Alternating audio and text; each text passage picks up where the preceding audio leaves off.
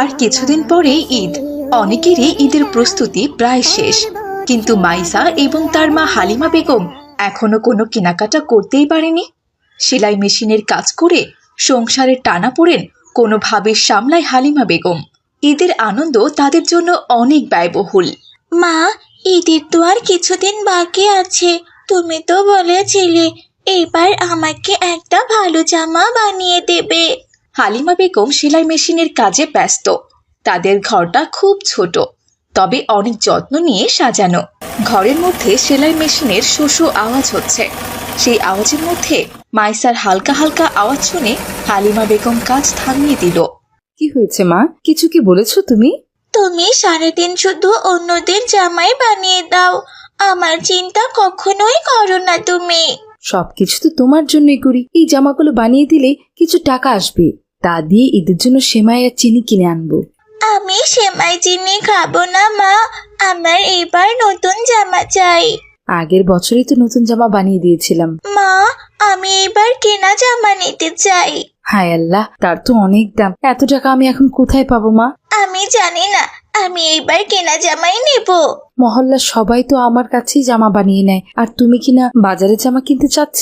ওসব জামা তো বেশি দিন টিকবে না মা। মা, সবাই তোমার কাছে জামা বানায় কারণ সবাই দুইটা করে জামা নেয়, একটা কেনা আর একটা বানানো, কিন্তু তুমি আমাকে কখনোই কিনে দাও না।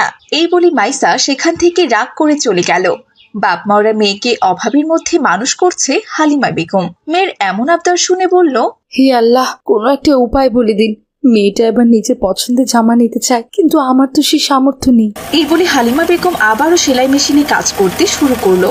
কাজ করতে করতে চোখ তুলে দেখলো প্রতিবেশী রেহানা ভাবি আসছেন, হাতে একটি জামার কাপড় এবং চোখে মুখে আনন্দের ছাপ।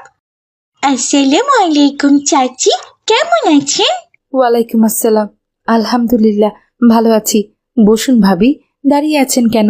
হালিমা বেগম তাদের বসতে দিল। ঈদের প্রস্তুতি কেমন চলছে ভাবি? ঈদের প্রস্তুতি আর কোথায় ভাবি, সেলাই মেশিন চালিয়ে কোন রকম দুমুঠো ভাত তুলে দিতে পারি মেয়েটার মুখে। চিন্তা করবেন না ভাবি, আল্লাহ তাআলা আপনাদের সহায় হবেন ইনশাআল্লাহ। আদিবা, মা তুমি কি নিয়ে এলে? ঈদের জন্য কিছু তৈরি করতে এসেছো? হ্যাঁ, এই কাপড়টা দিয়ে আদিবার জন্য ঈদের জামা বানাতে চাই। দেখেন ভাবি, কেমন সুন্দর রং আর ডিজাইন। আমি ভেবেছি একটু আলাদা করে সেলাই করব। আপনার সেলাইয়ের স্টাইলটা যে খুব ভালো হয়, তাই আপনার কাছে আমি চলে এলাম। মাশাআল্লাহ, এই কাপড় তো বেশ মানাবে আদিবার গায়ে। হ্যাঁ, আমার মামা এটা শহর থেকে এনেছে। হালিমা বেগম জামার কাপড়টি হাতে নিয়ে চুপচাপ দেখে। কাপড়ের মধ্যে একটি সূক্ষ্ম ডিজাইন ও রঙের সমন্বয় দেখে সে মুগ্ধ হয়ে যায়। তোমরা তো সবসময় এত ভালো ভালো ডিজাইনের কাপড় আনো আদিবা। হ্যাঁ চাচি, আর আপনিও অনেক সুন্দর করে বানিয়ে দেন। অবশ্য আমার তো উপকরণের অভাব। এই দেখো, এই কাপড়গুলো কাজ করার মতো কিছুই নেই আমার কাছে। আরে ভাবি, আপনি তো উপকরণ ছাড়াই এত সুন্দর জামা বানিয়ে দেন। আমি শুধু ইচ্ছে আর মন থেকে সেলাই করার চেষ্টা করি, তবে তোমরা যেমন চাও তেমনই চেষ্টা করব ইনশাআল্লাহ।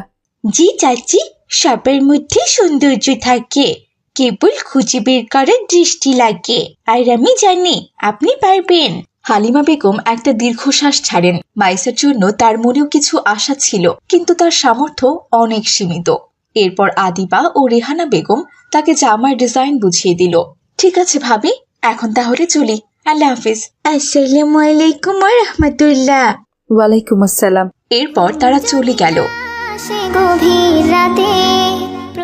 এমন সময় মাইসা সেখানে এলো। সুন্দর ডিজাইনের কাপড়টা দেখে মাইসা জিজ্ঞেস করলো, মা, এই জামাটা তো খুব সুন্দর দেখাচ্ছে, এটা কাদের বলো তো? এইটা তো পাশের বাড়ি রেহানা ভাবির, তার মেয়ে আদিবার জন্য দিয়ে গেছে। মাইসা কিছু সময় চুপ থাকে। আদিবার জামার কাপড় অনেক সুন্দর। সে জানে তাদের পক্ষে এমন কিছু কেনা বা বানানো কিছুতেই সম্ভব নয়। তার মনটাও একটু বিষণ্ণ হয়ে পড়ে, কিন্তু সে মাকে কোনো কিছুই বলে না। এত সুন্দর জামা হলে তো আদিবারকে সব থেকে বেশি সুন্দর লাগবে। ঈদ শুধু বাহ্যিক সৌন্দর্য নয়, অন্তরের সৌন্দর্যও থাকে মা। ঈদের দিন আমরা কৃতজ্ঞ থাকব, যাতে আমাদের অন্তরে ঈমান আরো শক্তিশালী হয়। মাইসা কিছুটা গম্ভীরভাবে মায়ের দিকে তাকায়। তারপর মায়ের কথায় এক ধরনের শান্তি খুঁজে পায়।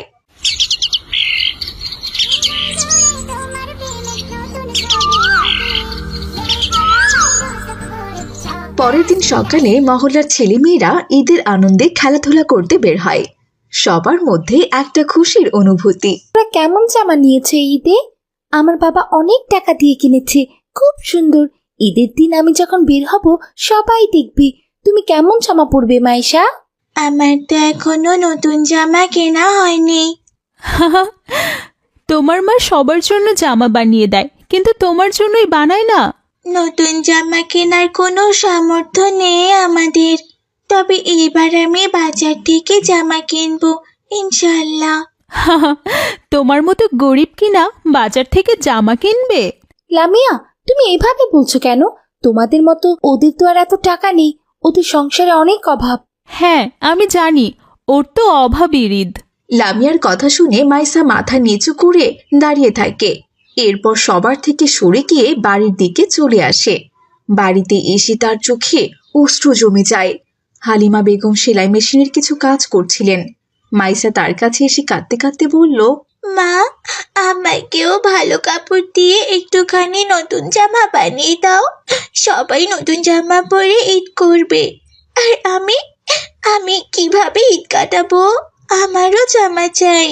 মা মাইশা, তুমি জানো তো আমাদের যা টাকা পয়সা আছে তা দিয়ে আমাদের ঈদের বাজার করতে হবে। সেমাই, চাউল, মিষ্টি এগুলো তো কিনতেই হবে মা। কিন্তু মা, সবাই কেমন সুন্দর জামা পরবে।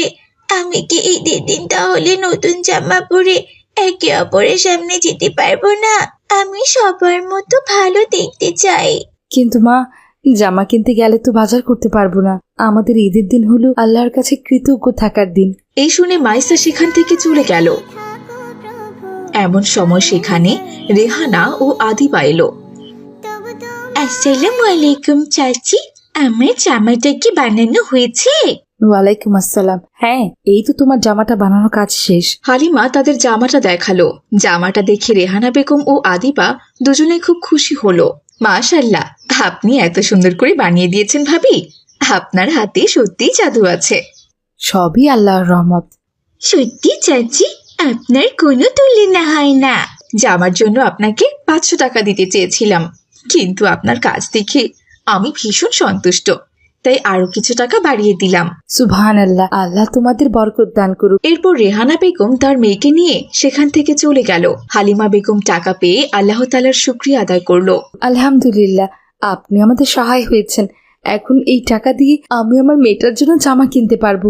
এরপর হালিমা বেগম মাইসার সাথে বাজারে চলে এলো। বাজারে বেশ সুন্দর সুন্দর জামা। তারা আব্দুল্লাহর দোকানে গেল জামা কিনতে। আসসালামু আলাইকুম, বলুন কি লাগবে? ওয়ালাইকুম আসসালাম ভাই, আমার মেয়েটার জন্য একটা জামা কিনতে এসেছিলাম। তোমার কি কোনো জামা পছন্দ হয়েছে? আব্দুল্লাহর দোকানে থাকা একটা জামা মাইসার খুব পছন্দ হয়। জামাটি ছিল সাদা উজ্জ্বল রঙের এবং সেলাইয়ের কাজ ছিল অসাধারণ। মাইসা জামাটি দেখে মুগ্ধ হয়ে বলল, এই জামাটা খুব সুন্দর, আমি এটাই চাই। ভাই, এই জামাটার দাম কত? মাফ করবেন, এই জামাটার বোতামগুলো নষ্ট হয়ে গিয়েছে, তাই এইটা আমরা আর অন্য কারো কাছে বিক্রি করতে পারবো না। না না মা, আমি এটাই চাই। কিন্তু এটা তো নষ্ট জামা। ভাই, এটা কি দেয়া যাবে না? মেয়েটার পছন্দ হয়েছে, আমি ঠিক করে নিব ইনশাআল্লাহ। আমি সেলাই মেশিনে কাজ জানি। ঠিক আছে, তাহলে এটা আমি আপনাদের জন্য প্যাক করে দিচ্ছি। ভাই, তার আগে দামটা যদি বলতেন। এটার দাম দিতে হবে না, আমরা কখনোই কাউকে এটা দিতাম না, কেননা এটার বোতামগুলো নষ্ট হয়ে গিয়েছে। কিন্তু আপনার মেয়ের যখন এটা পছন্দই হয়েছে, তাই আমি এটা আপনাকে এমনিতেই দিচ্ছি। আলহামদুলিল্লাহ, সত্যি আল্লাহ আমাদের জন্য রহমত পাঠিয়েছেন। আল্লাহ আপনাকে সুখী রাখুক। ঈদের দিনে সবাই আনন্দিত থাকবেন ইনশাআল্লাহ। এরপর তারা জামাটা নিয়ে বাজারে আরো কিছু প্রয়োজনীয় জিনিস কিনে বাড়িতে ফিরল। রেহানার দেওয়া টাকায় সব প্রয়োজনীয় বাজার হয়ে গেল। মা, এবার ঈদে সবার সঙ্গে আমিও হাসতে ঘুরতে পারবো। আল্লাহ তাআলার রহমতে আমিও যে সুন্দর জামা কিনেছি। আলহামদুলিল্লাহ, চলো আমি এই নষ্ট বোতামগুলো ঠিক করে দিই। এরপর হালিমা বেগম মেশিনে বসে মাইসার জামার কাজগুলো সেরে ফেলল। জামাটা এখন আগের থেকেও সুন্দর দেখা যাচ্ছে। আলহামদুলিল্লাহ, এইবারের ঈদ আমাদের আর অভাবে কাটবে না। রহমান শিকদার মহল্লার একজন বড় ব্যবসায়ী, কিন্তু সে ছিল কিছুটা অহংকারী এবং হারাম উপার্জনকারী। এখন রমজান মাস, সে তার দোকানে বসে কিছু একটা হিসেব করছে। এই রমজানে চিনি ও তেলের দাম যদি কিছুটা বাড়িয়ে নেই, তাহলে বেশ ভালো পরিমাণে লাভ হবে। এই বলে রহমান শিকদার চিনি ও তেলের দামের বোর্ড সরিয়ে নতুন দাম লিখে দিল। কিছুক্ষণ পর সেখানে আব্দুল্লাহ এলো বাজার নিতে। আসসালামু আলাইকুম। ওয়ালাইকুম সালাম। কি খবর আব্দুল্লাহ? বলো, তোমার কি কি লাগবে? লাগবে তো, অনেক কিছুই লাগবে। আপাতত ওই চিনি আর তেলটা হলেই হবে। দাঁড়াও দাঁড়াও, এক্ষুনি দিচ্ছি। এরপর রহমান শিকদার সাহেব আব্দুল্লাহর জন্য তেল ও চিনি মেপে দিল। আব্দুল্লাহ তাকে 500 টাকার নোট দিল। বাকি টাকাটা আপনি রেখে দিন, আমি কিছুক্ষণ পরে আবার আসছি। বাকি টাকা মানে? কিসের বাকি টাকা আব্দুল্লাহ? কেন, আমি তো শুধু চিনি আর তেল নিয়েছি শিকদার ভাই, তাহলে তো এগুলোর দাম 300 টাকা হওয়ার কথা। না না, এগুলোর দাম 500 টাকাই হচ্ছে। ওই যে দেখো, সবকিছুর দাম বেড়ে গিয়েছে। এটা কি ঠিক হচ্ছে শিকদার ভাই? কালকেও তো সব জিনিসের দাম কম ছিল, আজকে একদিনের মধ্যে আপনি তার দাম বাড়িয়ে দিলেন। সে চিন্তা তোমার করতে হবে না। কিনলে কেন, না কিনলে এখান থেকে চলে যাও। এই শুনে আব্দুল্লাহ সেখান থেকে চলে গেল। মহল্লার একমাত্র দোকান ছিল রহমান শিকদারের, তাই সে নিজের ইচ্ছে মতো দাম বাড়িয়ে মহল্লাবাসীদের ভোগান্তিতে ফেলত। সে ছিল খুবই চতুর এবং লোক দেখানো ইবাদতকারী। রমজান মাস চলছে, এই উপলক্ষে যদি লাভ না করি তাহলে কি হয়? আর তাছাড়া সামনের সপ্তাহে মহল্লাবাসীর জন্য ইফতারের আয়োজন করতে হবে, সেজন্য তো কিছু দাম বাড়াতেই হবে। এরপর রহমান শিকদার ইফতার আয়োজন করার পরিকল্পনা করল। লোকজন দেখিয়ে নিজেকে বড় করার চেষ্টা সে সবসময়ই করে। একদিন বিকেলে সে দোকানের সামনে দাঁড়িয়েছিল। এমন সময় সেখান দিয়ে রুহান নামের এক ছেলে যাচ্ছিল। আসসালামু আলাইকুম চাচা, ভালো আছেন? ওয়ালাইকুম সালাম। কোথায় যাচ্ছ বাবা? এই তো চাচা, বন্ধুর বাড়িতে যাচ্ছি। আজ সে ইফতারের আয়োজন করেছে। মাশাআল্লাহ, আমিও ভাবছি মহল্লার সবাইকে নিয়ে একটা ইফতারের আয়োজন করব। মাশাআল্লাহ চাচা, এটা তো খুব ভালো কথা বললেন। তবে টাকা পয়সার ব্যাপারে চিন্তা করবেন না, ইনশাল্লাহ আমরা সবাই সাহায্য করব। না না না, টাকা পয়সা কোনো ব্যাপারই নয়, আমি নিজেই পুরো ব্যবস্থা করব। কেবল সবাই আসবে আর ইফতারি করবে, এই তো বিষয়। কিন্তু আপনি একা পুরো মহল্লার ইফতারের আয়োজন করবেন, এতে তো অনেক খরচ হবে। আমার কি আর টাকার অভাব আছে নাকি? দোকান থেকে সে টাকা 1 সপ্তাহের মধ্যেই উঠে যাবে। কিন্তু চাচা, শুনলাম আপনি দোকানের জিনিসের দাম বাড়িয়েছেন। হ্যাঁ, এত বড় আয়োজন করব, তাহলে তো দামটা একটু বাড়াতেই হবে। কিন্তু চাচা, এটা তো উচিত নয়। এর থেকে যদি আপনি সবাইকে বলতেন, তাহলে সবাই আপনাকে সাহায্য করতো ইনশাল্লাহ। তুমি ছোট মানুষ, ওসব বুঝবে না। যাও যাও, বাড়িতে যাও। রুহান সেখান থেকে নিজের গন্তব্যের দিকে চলে গেল। এরপর রহমান শিকদার দোকান বন্ধ করে বাড়ির পথে ফিরছিল। হাঁটতে হাঁটতে সে বলল, যদি সবার থেকে সাহায্য নিয়ে ইফতারের আয়োজন করি তাহলে তো আমার নাম হবে না। আমি এত বড় আয়োজন করব যেন আশেপাশের মহল্লার মানুষও আমার নাম জানতে পারে। এর কিছুদিন পরেই এক জুমার দিন রহমান শিকদার ইফতারের আয়োজন করার চিন্তা ভাবনা করল। আগের দিন মসজিদে যাওয়ার সময় তার দেখা হলো কামাল মিয়ার সাথে। আরে কামাল মিয়া যে, কোথায় যাচ্ছ? এই তো শিকদার সাহেব, মসজিদে যাচ্ছি। হ্যাঁ চলো, আমিও যাব। আজ একটা বিশেষ ঘোষণা করাবো। কালকের ইফতার আমার পক্ষ থেকেই হচ্ছে। হ্যাঁ, আমার বাড়িতে আমি বড় করে একটা ইফতারের আয়োজন করতে যাচ্ছি। তাহলে তো ভালোই হবে, আপনার কথা পুরো মহল্লায় ছড়িয়ে যাবে যে আপনি সবাইকে একসাথে ইফতার করিয়েছেন। হ্যাঁ, আমিও তো সেটাই চাই যে আমার নামটা সবাই জানুক। আসলে আমি খুব ভালোভাবেই ব্যবসা করছি, তাই আমি চাইছি এই রমজান মাসে সবাইকে একত্রিত করে একটু ভালো কাজ করি। খেজুর পানি থেকে শুরু করে যা কিছুই আছে, ইফতারের সব কিছুই সেখানে থাকবে। মহান আল্লাহ তাআলা আপনার ব্যবসায় বরকত দান করুক। এরপর তারা মসজিদে পৌঁছে গেল। নামাজ শেষে রহমান শিকদার পুরো মসজিদে ইফতারের ঘোষণা দিয়ে দিলেন। এরপর মহল্লার সব মানুষের কাছে খবরটা পৌঁছে গেল।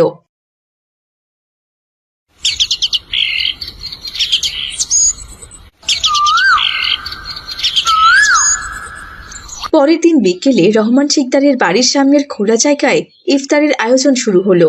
এমন সময় তার ছেলে আলামিন ও মেয়ে আদিবাও সেখানে এলো। বাবা, এত এত ইফতারের আয়োজন করা কি প্রয়োজন ছিল? মহল্লাবাসীর জন্য তো এর অর্ধেকটাতেই হয়ে যেত। তুমি এসব বুঝো না, তুমি বরং চলে যাও। আমি তো দেখাতে চাই যে আমি কত বড় লোক, এইসব ইফতারের আয়োজন তো শুধু লোক দেখানোরই জন্য। আদিবা ও আলামিন দুজনেই ভীষণ চিন্তিত, কেননা তারা দুজনই জানে যে তাদের বাবা এত বড় আয়োজন হারাম উপার্জনের মাধ্যমেই করছে। তাই তারা তাকে সতর্ক করতে চাইল। দেখো তো কি সুন্দর আয়োজন করেছি, সবার জন্য ইফতার তৈরি করাচ্ছি, আর আমি যা করেছি এটা তো একটা সওয়াবের কাজ। সবকিছু ঠিকঠাকই চলছে, আমার ব্যবসাটাও ভালো চলছে, সবাই খুশি, মহল্লাতে আমার সম্মানটাও বেড়ে যাবে। হ্যাঁ, কিন্তু বাবা, এক মুহূর্তের জন্য চিন্তা করেন, এইসব আয়োজন আপনি কিভাবে করেছেন? আপনি তো জানেন যে আপনার উপার্জন সবই হারাম। আপনি এত বড় আয়োজন করেছেন, কিন্তু আপনার উপার্জন তো সঠিক নয়। আল্লাহ তো সবই জানেন, তিনি তো দেখছেন। ওসব কোনো বিষয়ই নয়, আমি তো সেই টাকা ভালোভাবেই কাজে লাগাচ্ছি, আর এখন তো সবাই আমাকে বাহবা দিচ্ছে, আল্লাহর পথে খাওয়ানো হচ্ছে, এটাই তো বড় কথা। বাবা, আপনি এখন যা করছেন এটা তো সঠিক নয়। আপনি জানেন না হারাম উপার্জন আল্লাহর কাছে গ্রহণযোগ্য নয়। তোমরা একটু বেশি ভেবেচিন্তে কথা বলো, সবাই তো খুশি, সবার প্রশংসাও পাচ্ছি, আর আল্লাহ তো জানেন আমার উদ্দেশ্যটা কি। আমি তো খালি ইফতারি দিতে চাইছি, এটা তো ভালো কাজ। হারাম টাকা দিয়ে আপনি যদি সৎ কাজ করেন তবে সেটা তো ধোঁকাবাজি হয়। একদিন তো আল্লাহ আমাদের কাছে সবকিছুরই হিসাব নেবেন। তাহলে তুমি কি বলতে চাও, আমি যা করছি সেটা ভুল? হ্যাঁ বাবা, আপনার টাকা যদি হারাম উপার্জন থেকে আসে তবে আপনি যত বড় আয়োজনই করুন না কেন সেটা আল্লাহর কাছে গৃহীত হবে না। দুনিয়ার সম্মান যদি আপনি হারাম পথে পেয়ে থাকেন তাহলে সেটা আপনার আখিরাতে কোনো উপকারে আসবে না। আপনি যে ইফতার দিচ্ছেন সেটা ভুল নয়, তবে আপনার উপার্জন যদি সঠিক না হয় তবে আল্লাহ আপনার কাজকে গ্রহণ করবেন না। আল্লাহ তাআলা মন্দ কাজকে কিছুতেই মেনে নেন না। রহমান শিকদার তার ছেলে মেয়েদের কথায় কোনো কর্ণপাতই করল না। এরপর সবাই একত্রিত হয়ে তার বাড়িতে ইফতার করার জন্য জমায়েত হলো। ইফতারের জন্য ইমাম সাহেবও সেখানে আসলো। আলহামদুলিল্লাহ, আজকের এই পবিত্র রমজান মাসে আমরা একত্রিত হয়েছি, ইফতার করতে চাই। আমি আপনাদের সবার জন্য ইফতারের আয়োজন করেছি, আপনারা আমার জন্য একটু দোয়া করবেন। রহমান শিকদারের এমন কথা শুনে ইমাম সাহেব এগিয়ে এলো। এরপর সবার উদ্দেশ্যে বলল, আলহামদুলিল্লাহ, রোজাদারকে ইফতারি করানো ভালো কাজ, কিন্তু আজ আমি একটা গুরুত্বপূর্ণ বিষয় নিয়ে কথা বলবো। কি গুরুত্বপূর্ণ কথা ইমাম সাহেব? আমরা অনেকেই মনে করি মানুষের সাহায্য ও লোক দেখানো কাজ করলেই আমরা সম্মানিত হব, কিন্তু মনে রাখবে সম্মান দেয়ার মালিক আল্লাহ তাআলা নিজেই। তিনি সবকিছুই দেখেন। আল্লাহ তাআলা কোরআনে বলেছেন, তোমরা যা উপার্জন করো তা যেন পুরোপুরি হালাল হয়। রহমান শিকদার ইমাম সাহেবের কথা শুনে খুবই বিরক্ত হলো। সে বুঝতে পারলো ইমাম সাহেব কথাগুলো তাকে উদ্দেশ্য করে বলছে। এই দেখে সে বলল, আমি তো আল্লাহর পথেই টাকা খরচ করেছি ইমাম সাহেব। শিকদার সাহেব, আপনি যদি পুরো পৃথিবীকেও দান করে দিন তবুও আল্লাহর কাছে এটি গ্রহণযোগ্য হবে না। হারাম টাকা ইফতার দেওয়ার চেয়ে বড় দান হলো আল্লাহর দেয়া পথ অনুসরণ করা। এই কথা শুনে রহমান শিকদার নিজের মাথা নিচু করলো। হারাম উপার্জন দিয়ে পৃথিবীতে খ্যাতি পাওয়া যেতে পারে, কিন্তু আখিরাতের শান্তি কখনোই আসবে না, এবং আখিরাতের শান্তি আনার একমাত্র উপায় হচ্ছে হালাল উপার্জন। রহমান শিকদার নিজের ভুল বুঝতে পারল। সে বুঝতে পারল এই হারাম উপার্জন ও আয়োজনের মূল্য এবং পরিণতি ভয়াবহ। হায় হায় আল্লাহ, আমি বুঝতে পেরেছি আমার ব্যবসা হারাম উপায়ে ছিল। আমি শুধু দুনিয়াতে সম্মান চেয়েছিলাম, কিন্তু আসল সম্মান তো আল্লাহর কাছে। আজকে আমি বুঝতে পেরেছি আমাকে আমাকে আমার সৎ উপার্জনটাই ফিরে যেতে হবে, নয়তো আখিরাতে আমাকে লাঞ্ছনা আর অপমান সহ্য করতে হবে। এরপর থেকে রহমান শিকদার নিজের ব্যবসা সঠিক উপায়ে ও সঠিক দামে চালাতে শুরু করলো। আজ স্কুলের শেষ দিন। কাল থেকে রমজানের ছুটি। এখন ক্লাস চলছে। ক্লাস নিচ্ছেন সামিয়া ম্যাডাম, যিনি ইসলামের মৌলিক শিক্ষাগুলো ছাত্রছাত্রীদেরকে শেখান। আজকের ক্লাসের শেষ মুহূর্তে তিনি বললেন, বাচ্চারা, ঈদ আসছে। ঈদ মানে শুধু নতুন কাপড়, ভালো খাবার নয়। ঈদ মানে খুশি ভাগ করে নেওয়া। যারা গরিব তাদেরও ঈদের আনন্দ ভাগ করে দেওয়া। ঈদের আনন্দ কিভাবে ভাগ করে দেব ম্যাডাম? আনন্দ কি ভাগ করা যায়? ঈদের আনন্দ ভাগ করা মানে সবাইকে তার হক বুঝিয়ে দেওয়া। গরিব মানুষের জন্য আল্লাহ তাআলা জাকাত, সাদাকা ও ফিতরের মতো হক পালনের আদেশ করেছেন। আমরা যদি তাদের জাকাত দিয়ে সাহায্য করি তাহলে তো তারাও ঈদের আনন্দ পাবে, তাই না? জি ম্যাডাম, আমরা বুঝতে পেরেছি। আল্লাহ তাআলা যার যার জন্য যে হক রেখেছেন তা পালন করলেই সবাই সুন্দর জীবন উপভোগ করতে পারবেন। ভালো বলেছ। তাহলে তোমরা বলো, আমরা কিভাবে গরিবদেরকে সাহায্য করতে পারি? ঈদের জন্য নতুন জামা কিনে দিতে পারি। ওদের জন্য ভালো খাবার কিনে দিতে পারি ম্যাডাম। সামিয়া ম্যাডাম সবার কথায় মাথা নাড়িয়ে সায় দিল। এমন সময় ক্লাসের সব থেকে অহংকারী মেয়ে শিখা বলল, আমরা এসব ছোটখাটো দান করি না। আমার বাবা ঈদের দিন পুরো মহল্লায় বিরিয়ানি বানিয়ে খাওয়াবে, টাকা বিলি করবে। তোরা সবাই আমাদের বাড়িতে আসতে পারিস, বুঝেছিস? আমি না হয় ছবি তোলার সময় তোদেরকে রাখবো। শিখার এমন কথা শুনে ক্লাসে এক মুহূর্ত নীরবতা নেমে এলো। সবাই অবাক হয়ে শিখার দিকে তাকালো। শিখা, দান করাটা খুব ভালো, কিন্তু মনে রেখো, দান যেন অহংকারের বিষয় না হয়ে ওঠে। ম্যাডাম, দান যদি অহংকারের বিষয় হয়ে যায় সেটা কিভাবে বুঝবো? যখন তুমি কাউকে দান করে তা নিয়ে তাকে কথা শোনাবে বা ছোট করে দেখবে, তখনই সেটা অহংকারের বিষয় হয়ে যায়।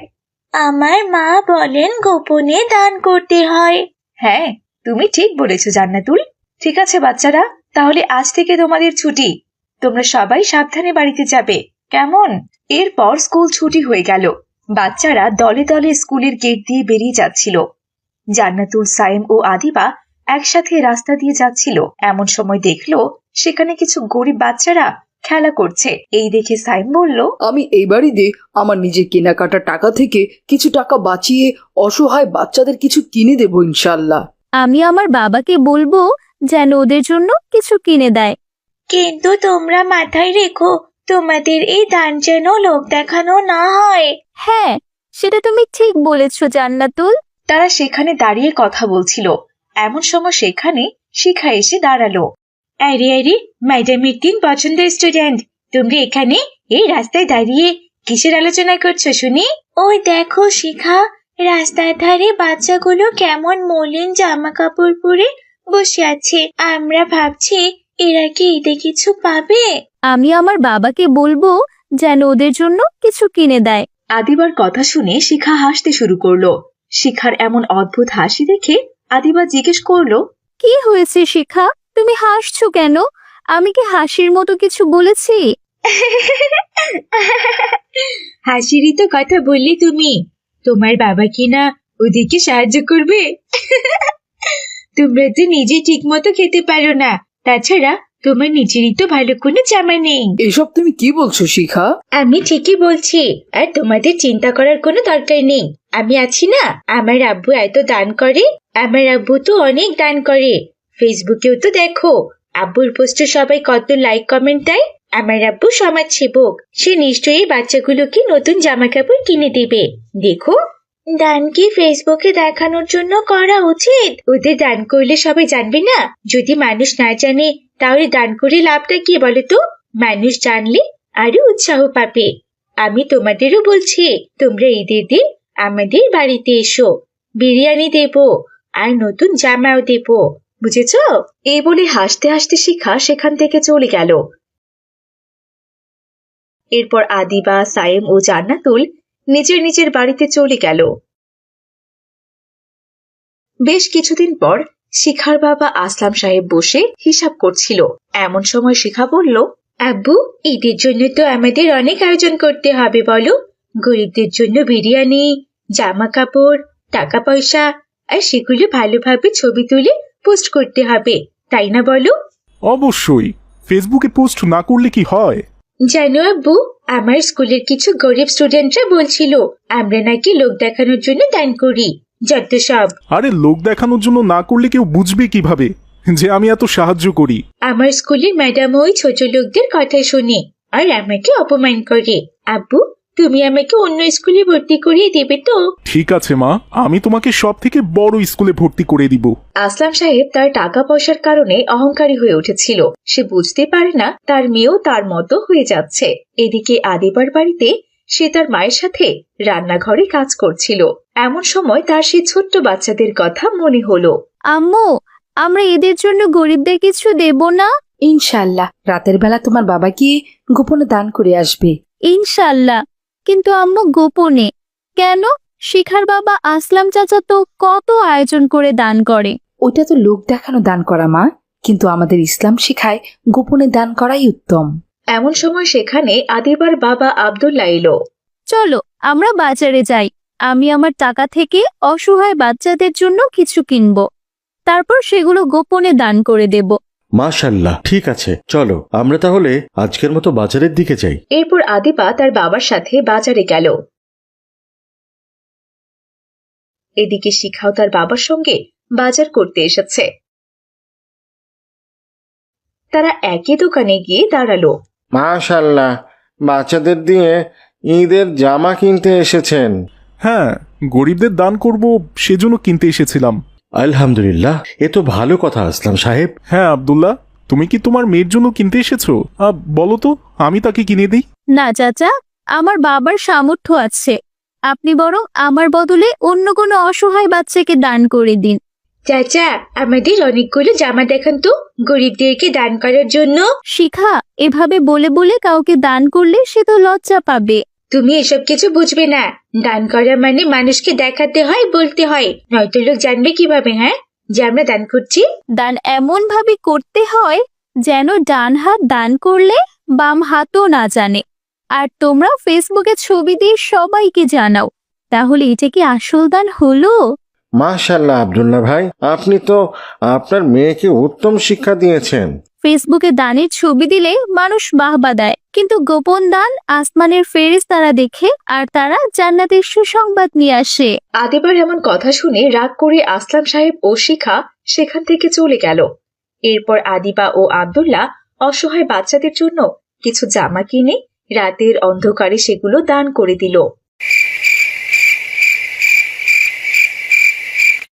কয়েকদিন পর আসলাম সাহেবের বাড়িতে বিশাল আয়োজন, দরিদ্র মানুষদের লম্বা লাইন, ক্যামেরা সেট করা, লোক দেখানোর জন্য একের পর এক গরিবদের টাকা দিচ্ছেন আর ছবি তুলছেন। হঠাৎ সেখানে ইমাম সাহেব এলেন। আরে ইমাম সাহেব, আপনারও কি সাহায্যের প্রয়োজন? না আসলাম সাহেব, আমি আপনাকে সতর্ক করতে এসেছি। সতর্ক করতে? কেন, কোনো বিপদ আসবে কি? হ্যাঁ, আল্লাহ আমাদের দান করতে বলেছেন ঠিকই, কিন্তু লোক দেখানোর জন্য নয়। রাসূলুল্লাহ সাল্লাল্লাহু আলাইহি ওয়াসাল্লাম বলেছেন, সেই হাত সর্বোত্তম যে হাত গোপনে দান করে। কিন্তু হুজুর, মানুষ না জানলে কিভাবে চলবে? আকাশে সূর্য কি বলে আমি আলো দিচ্ছি? না, সে কিন্তু বলে না, নিঃশব্দে চলে। দানের আলো মূলত তাই হতে হবে, তবেই সেটা প্রকৃত দান। সেই দিনটা ওভাবেই কেটে গেল। রাত গভীর, আকাশে জ্বলজ্বল করছে চাঁদ, কিন্তু শিখার মনে এক রাশ অস্থিরতা। বিছানায় শুয়ে সে ভাবছে ইমাম সাহেবের কথা, তার কথাগুলো এখনো কানে বাজছে তার। আমরা কি আসলে সাহায্য করছিলাম নাকি মানুষকে ছোট করছিলাম? আদিবাও ঠিকই বলেছিল, গোপনে দান করাই আসল দান, যা শুধু আল্লাহ তাআলাই দেখেন। পরদিন সকালে শিখা তার বাবার কাছে গেল। সে তার বাবাকে সবকিছু বুঝিয়ে বলল, তাও আবার শুধুমাত্র আল্লাহ তাআলার জন্য। শিখাও আর কখনো অহংকার করবে না, লোক দেখানোর জন্য সে দানও করবে না, বরং সে তার বান্ধবী আদিবার মতো হবে ইনশাল্লাহ।